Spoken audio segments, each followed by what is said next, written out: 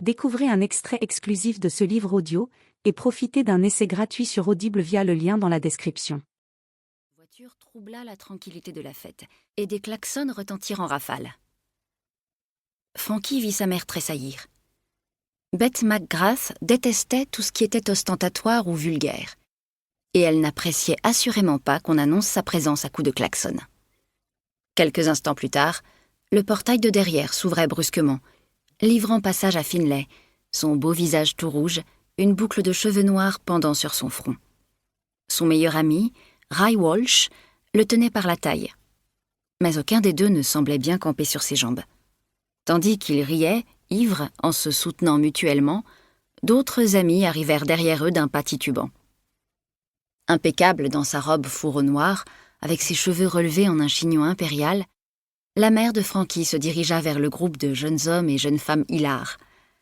Elle portait les perles que sa grand-mère lui avait léguées, rappelant avec subtilité que Bette McGrath avait autrefois été Bette Alexander, de la famille Alexander de Newport Beach. « Mes garçons, » dit-elle de sa voix posée de professeur de savoir-vivre, « quel bonheur de vous avoir enfin là !» Finlay s'écarta de Ray en trébuchant et essaya de se redresser. Le père de Frankie fit un signe de la main au groupe et la musique s'arrêta, cédant brusquement la place aux bruits habituels de l'île de Coronado un soir de fin de printemps. Le murmure rauque de l'océan, le bruissement des feuilles de palmier, les aboiements d'un chien dans la rue ou sur la plage. Il s'avança à grands pas dans son costume noir sur mesure, sa chemise blanche immaculée et sa cravate noire, une cigarette dans une main et un Manhattan dans l'autre. Avec ses cheveux d'ébène ras et sa mâchoire carrée, il avait un peu l'air d'un ancien boxeur qui aurait fait fortune et appris à bien s'habiller, ce qui n'était pas si loin de la vérité. Même au milieu de cette foule de gens beaux et élégants, sa femme et lui se démarquaient. Il respirait la réussite.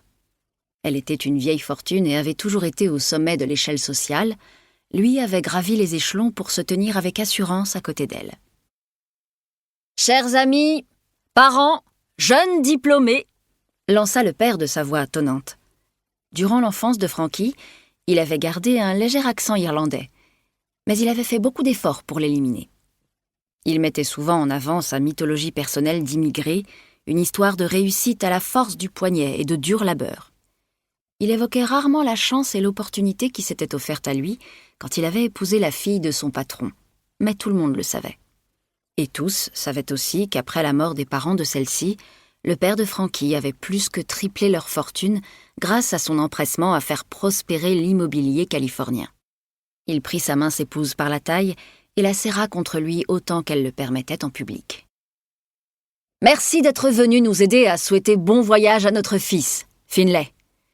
Fini les passages au commissariat de Coronado à 2h du matin pour payer sa caution après une ridicule course de voiture. » Il y eut quelques rires. Tous les convives savaient par quel chemin tortueux Finlay était arrivé à l'âge adulte. D'aussi loin que Frankie s'en souvint, il avait toujours été très apprécié, un enfant terrible capable d'attendrir les cœurs les plus durs. Les gens riaient de ses blagues, les filles le suivaient partout. Tout le monde aimait Finlay, mais la plupart s'accordaient à dire qu'il était intenable.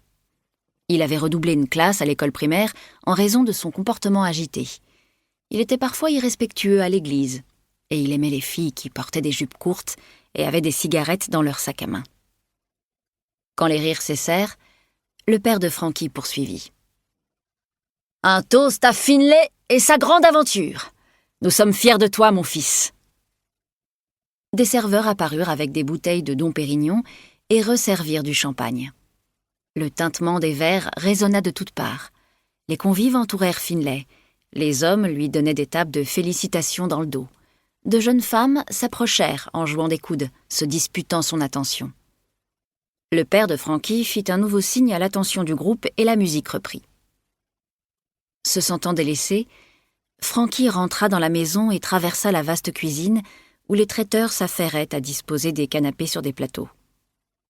Elle se glissa dans le bureau de son père, son lieu favori quand elle était enfant. De gros fauteuils en cuir capitonné avec repose-pieds, 2 murs de livres, un énorme bureau. Elle alluma la lumière. Il flottait dans la pièce une odeur de vieux cuir et de cigares, avec une pointe d'après-rasage de qualité.